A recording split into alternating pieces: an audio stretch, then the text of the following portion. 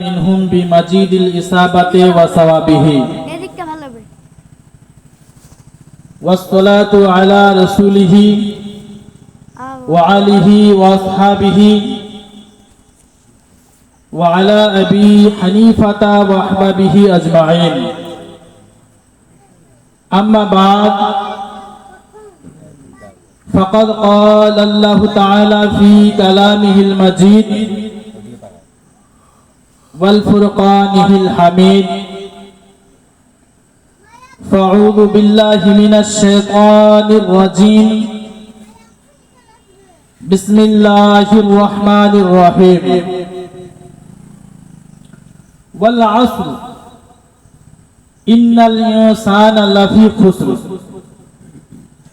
صدق الله العظيم وصدق رسوله النبي الكريم ونحن على ذلك لمن الشاهدين والشاكرين والحمد لله رب العالمين যাবতীয় প্রশংসা মহান স্রষ্টা রব্বে কায়নাত রব্বুল আলামিনের জন্য কোটি কোটি শুকরিয়া আদায় করি সকলে মিলে উচ্চ স্বরে বলি আলহামদুলিল্লাহ। তারপরে পরে আকায়ে নামদার মাদানী তাজদার মক্কি সরকার হুজুর তাজদারে মদিনা রাহাতে কলবসিনা ফাইজে গঞ্জিনা রহমাতাল লিল আলামিন পয়গম্বর নবী মুহাম্মদুর রাসূলুল্লাহ সাল্লাল্লাহু তাআলা আলাইহি ওয়াসাল্লামের প্রতি অগণিত শান্তির ধারা দরুদ ও সালাম বর্ষিত হোক অর্পিত হোক সকলে মিলে উচ্চ স্বরে বলি আল্লাহুম্মা আমিন। আজিজানে মুহতারাম,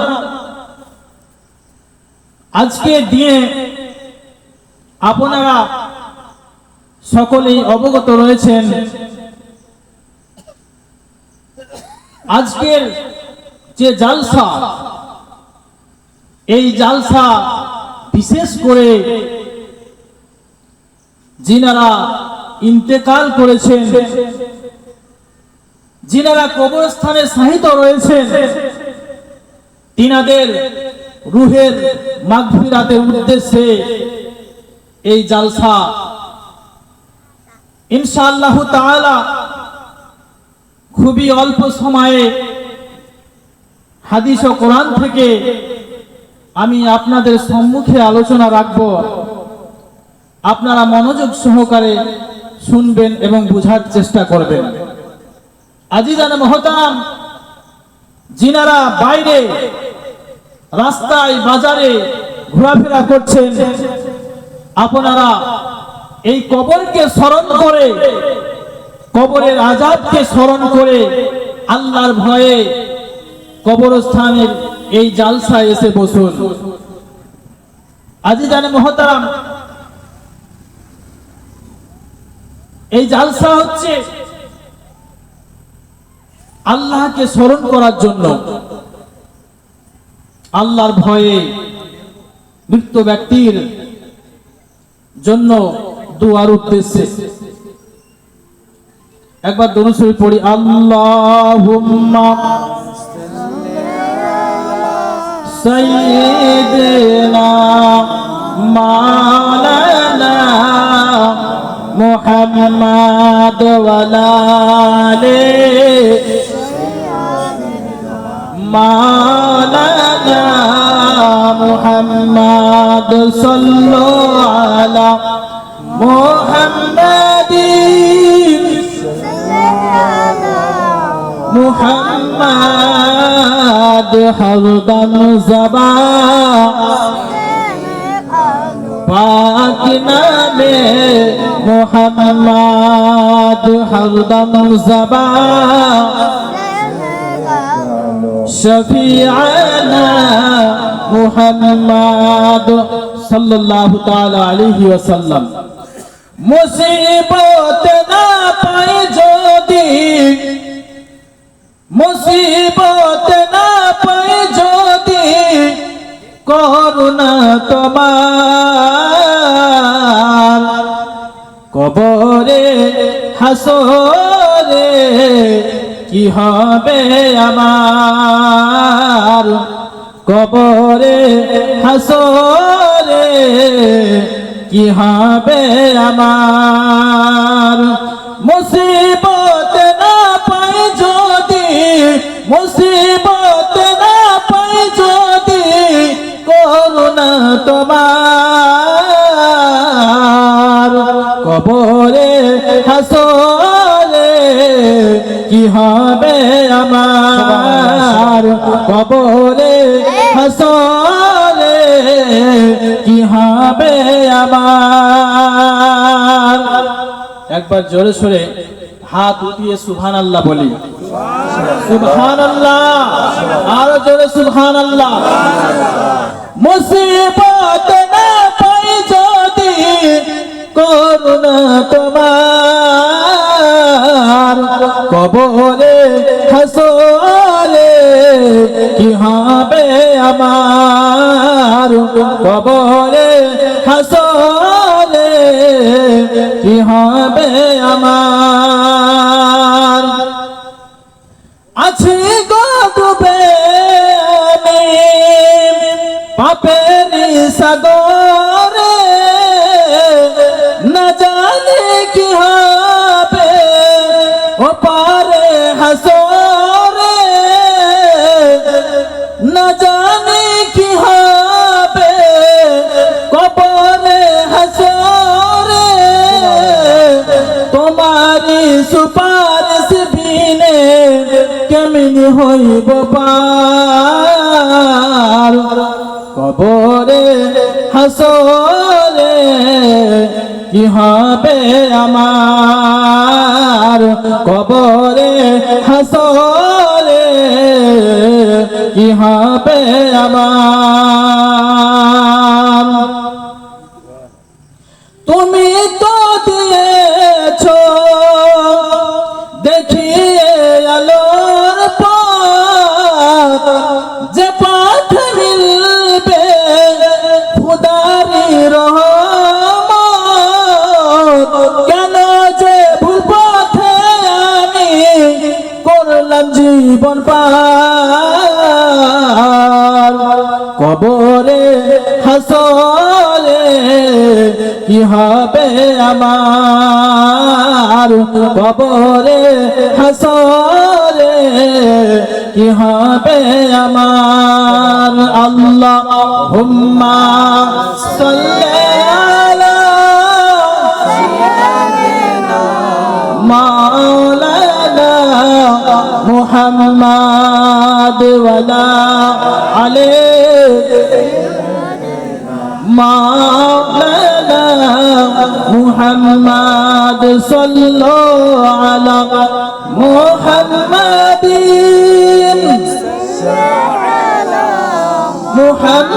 মুহাম্মাদ হরদম জবান পাক নামে মুহাম্মাদ হরদম জবান শফিআনা মুহাম্মাদ সাল্লাল্লাহু তাআলা আলাইহি ওয়াসাল্লাম। আজিজান মুহতারাম, ইসলাম ধর্মের ধর্মীয় গ্রন্থের নাম হলো কোরআন শরীফ, কোরআন মাজিদ। এই কোরআন শরীফ হচ্ছে আল্লাহর বাণী। পৃথিবীতে হাজারো ধর্ম আছে, শত শত ধর্ম আছে, প্রত্যেক ধর্মের আলাদা আলাদা গ্রন্থ রয়েছে, প্রত্যেক ধর্মের আলাদা আলাদা পুস্তক রয়েছে। কোন ধর্মের মানুষ বলতে পারবে না যে তাদের ধর্মের ধর্মীয় গ্রন্থ হচ্ছে মহান স্রষ্টার কথা, স্রষ্টার কালাম। কিন্তু ইসলাম ধর্মের যে ধর্মীয় গ্রন্থ কোরআন শরীফ, এই কোরআন শরীফ হচ্ছে নিঃসন্দেহে আল্লাহ পাক রব্বুল আলামিনের বাণী, মহান স্রষ্টার বাণী। জোরে বলি সুবহানাল্লাহ। আজিজানে মুহতারাম, এই কোরআন পাকের মধ্যে আল্লাহ পাক রব্বুল আলামিন জগৎবাসীকে জানিয়ে দিলেন হে জগৎবাসী তোমরা শোনো, নাযালনা আলাইকাল কিতাবা তিবয়ানান লিকুল্লি শাইইন, তোমাদের নিকটে যে কোরআনকে আমি অবতীর্ণ করেছি, এই কোরআনের ভিতরে পৃথিবীর শুরু থেকে নিয়ে শেষ পর্যন্ত সমস্ত বিষয়ের বর্ণনা রয়েছে। জোরে বলি সুবহানাল্লাহ। আজিজানে মুহতারাম, এই কোরআন পাকে আল্লাহ পাক রব্বুল আলামিন একটি ছোট্ট সূরা উল্লেখ করেছেন। ছোট্ট একটি সূরা আছে কোরআন শরীফের মধ্যে, সবচাইতে ছোট্ট সূরা। কি সূরাটির নাম হলো ওয়াল আসর। আল্লাহ পাক রব্বুল আলামিন জগতের মানুষকে জানিয়ে দিলেন, ওয়াল আসর ইন্নাল ইনসানা লাফি খুসর ইল্লাল্লাযীনা আমানু ওয়া আমিলুস সালিহাত ওয়া তাওয়াসাউ বিল হাক্কি ওয়া তাওয়াসাউ বিস সাবর। হে জগতের মানুষ তোমরা শোনো, ওয়াল আসর, সময়ের কসম, টাইমের কসম, মহাকালের কসম, নিশ্চয় মানুষ ক্ষতিগ্রস্তের মধ্যে নিমজ্জিত রয়েছে। কিন্তু যারা নেক আমল করেছে, সৎ কাজ করেছে, ভালো কাজ করেছে, আর মানুষকে সৎ উপদেশ দিয়েছে, মানুষকে ধৈর্য রাখার উপদেশ দিয়েছে, তারাই হচ্ছে কামিয়াবি। জোরে বলি সুবহানাল্লাহ।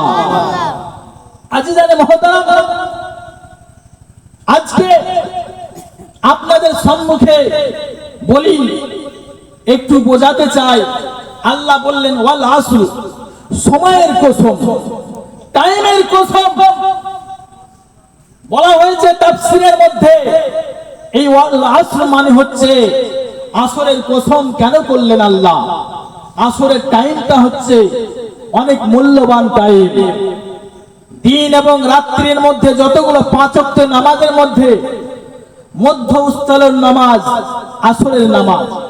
যেই ব্যক্তি আসরের নামাজ কাজা করবে তার রুজি রোজগারে বরকত কমে যাবে। যেই ব্যক্তি আসরের নামাজ কাজা করবে না তার জীবনে কোনোদিন রুজিতে অভাব হবে না। জোরে বলি সুবহানাল্লাহ। আরো বলা হয়েছে ওয়াল আসর, টাইম, সময়। এই সময়ের কসম আল্লাহ কেন করলেন? এই জন্য পৃথিবীতে যত কিছু মানুষকে আল্লাহ গিফট করেছেন, দান করেছেন, যা কিছু মানুষকে আল্লাহ দিয়েছেন, সমস্ত কিছুর মধ্যে সবচাইতে দামি গিফট কি বলুন তো? সময়, টাইম। এই টাইম ছাড়া আপনি জীবনের কিছু পাবেন না। ঘর বাড়ি, টাকা পয়সা, অট্টালিকা, কোনো কিছুই আপনি টাইম ছাড়া পাবেন না। এই জন্য আল্লাহ পাক রব্বুল আলামিন জগতের মানুষকে ডেকে বললেন, হে জগতের মানুষ তোমরা শোনো, তোমরা টাইমের মূল্য দাও, টাইমের দাম দাও। সময় থাকতে থেকে তোমরা আল্লাহর ইবাদত করো, ভালো কাজ করো, সৎ কাজ করো। তোমরা যদি এই সময়ের মূল্য বুঝো, তোমরা যদি এই টাইম থাকতে থেকে তোমরা যদি আল্লাহর ইবাদত করো, তাহলে তোমরা জান্নাতি হবে। জোরে বলি সুবহানাল্লাহ। আর এই টাইমকে যদি অবহেলা করো, সময়কে যদি অবহেলা করো, তাহলে তোমরা অচিরেই ধ্বংস হয়ে যাবে। আজিজানে মুহতারাম, আল্লাহ বললেন ইন্নাল ইনসানা লাফি খুসর, নিশ্চয় মানুষ ক্ষতিগ্রস্তের মধ্যে রয়েছে। মানুষ কেমন করে ক্ষতিগ্রস্তের মধ্যে রয়েছে? যারা এই সময়কে, এই টাইমকে কাজে লাগাতে পারবে না, এই টাইমে অবহেলা করবে, এই টাইমকে নষ্ট করে দিবে, তারা হচ্ছে ক্ষতিগ্রস্তের মধ্যে নিমজ্জিত আছে। আজিজান মুহতারাম, ইমাম গাজ্জালী রাহমাতুল্লাহ আলাইহি তিনি একটি ঘটনা মানুষকে বোঝানোর জন্য এনার একটি কিতাব ইহইয়াউল উলুম বলে এই কিতাবের মধ্যে উল্লেখ করেছেন। তিনি বলছেন একটি বাচ্চা ছেলে একদিন একটি জঙ্গলে খেলা করতে গিয়েছিল। আজিজানে মুহতারাম, এবার একটি বাচ্চা ছেলে জঙ্গলে খেলা করতে গিয়েছিল। তার কাছে ছিল একটি বাটুল, আর বাটুল মারার জন্য ছোট ছোট গুলি নিয়ে জঙ্গলে খেলা করতে গিয়েছে। খেলা করতে করতে দেখলো জঙ্গলের ওই রাস্তায় একটি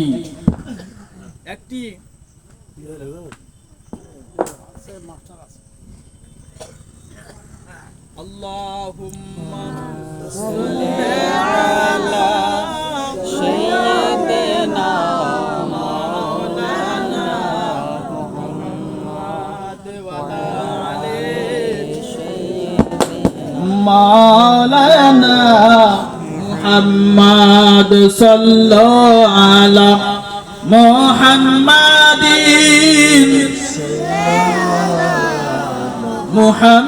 মুহাম্মাদ হরদম জবা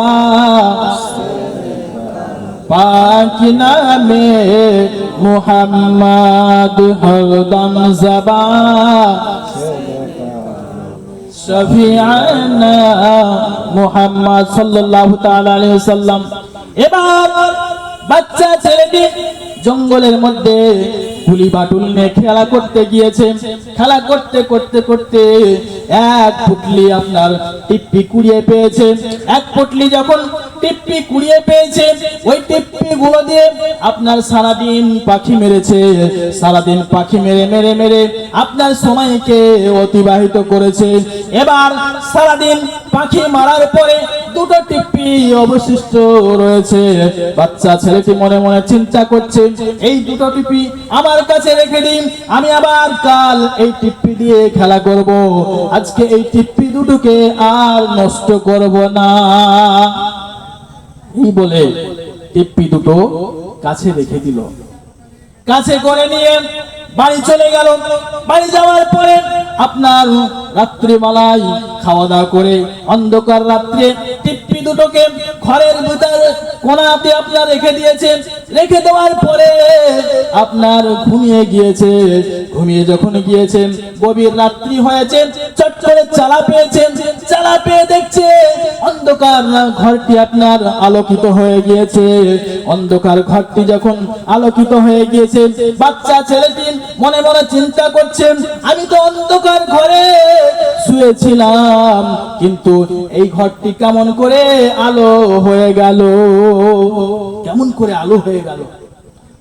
বাচ্চা ছেলেটি আবার লক্ষ্য করলো ঘরের কোন জায়গা থেকে আলো আসছে, কোন জায়গা থেকে আলো আসছে। দেখলো যেই জায়গায় ওই টিপ্পি দুটো রেখেছিল, সেই জায়গা থেকে আপনার ওই আলোর ছটা আসতেছে। বাচ্চা ছেলেটির বুঝতে বাকি রইল না, টিপ্পি দুটো মামুলি কোনো টিপ্পি নয়, টিপ্পি দুটো হচ্ছে আপনার হীরা। এমন ভাবে হীরা, এমন হীরা, দামি হীরা ছিল। এবার বাচ্চা ছেলেটি আপনার মনে মনে চিন্তা করলো, এই টিপ্পি দুটো মামুলি কোনো টিপ্পি হতে পারে না। আমি টিপ্পি দুটোকে নিয়ে গিয়ে স্বর্ণকারের কাছে নিয়ে যাব, দেখাবো আমার টিপ্পির দাম কত হতে পারে। এবার বাচ্চা ছেলেটি আপনার ওই টিপ্পি দুটো নিয়ে পরের দিন একটি স্বর্ণকারের কাছে চলে গেল। স্বর্ণকারকে দেখিয়ে বলে, এ স্বর্ণকার, আমার এই টিপ্পি দুটো আপনি দেখুন, এই টিপ্পি দুটো কি হতে পারে। স্বর্ণকার বলল, এ বাচ্চা ছেলে, এই টিপ্পি দুটো মামুলি করে টিপ্পি নয়, টিপ্পি দুটো দামি টিপ্পি আছে। তোমাকে আমি এই টিপ্পির দাম 1 লক্ষ টাকা করে 2 লক্ষ টাকা দাম দিব। তুমি কি এই টিপ্পি দুটো আমাকে দিবে? বাচ্চা ছেলেটি বলছে, না না না, আমি আমার টিপ্পি দিব না। টিপ্পি দুটো নিয়ে অন্য স্বর্ণকারের কাছে গেল। স্বর্ণকারকে টিপ্পি দুটো দিয়ে বলল, এ স্বর্ণকার, আমার এই টিপ্পির দাম কত হতে পারে? আপনার স্বর্ণকার টিপ্পি দুটো নিয়ে বলল, এই টিপ্পির দাম তোমাকে আমি 2 লক্ষ টাকা করে 4 লক্ষ টাকা দেব। তুমি কি তোমার এই টিপ্পি দুটো আমাকে দিবে?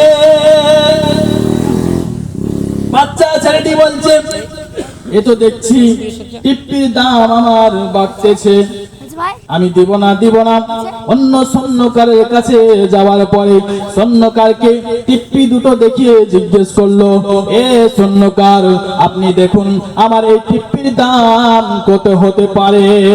স্বর্ণকার টিপ্পি দুটো নেওয়ার পরে বাচ্চা ছেলেকে বলল, এই টিপ্পির দাম তোমাকে আমি 3 লক্ষ টাকা করে 6 লক্ষ টাকা দাম দেব, তোমার এই টিপ্পি কি আমাকে দিবে? বাচ্চা ছেলেটি টিপ্পি না নিয়ে সেই জায়গাতে টিপ্পি দুটো রেখে দিয়ে বাইরে এসে অঝার নয়নে কান্না আরম্ভ করেছে, চোখের পানি ছেড়ে দিয়ে কান্না আরম্ভ করেছে, যেন মনে হচ্ছে বাচ্চা ছেলেটি কেউ মারা গিয়েছে।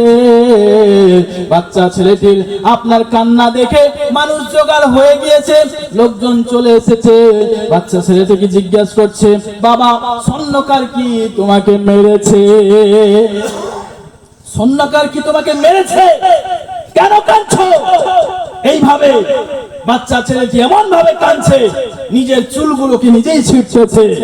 বাচ্চা ছেলেটি বলছে, না না, আমাকে স্বর্ণকার মারেনি, স্বর্ণকার কিছু বলেনি, আমার টিভি স্বর্ণকার কেড়ে নেয়নি, তবে কাঁদছো কেন?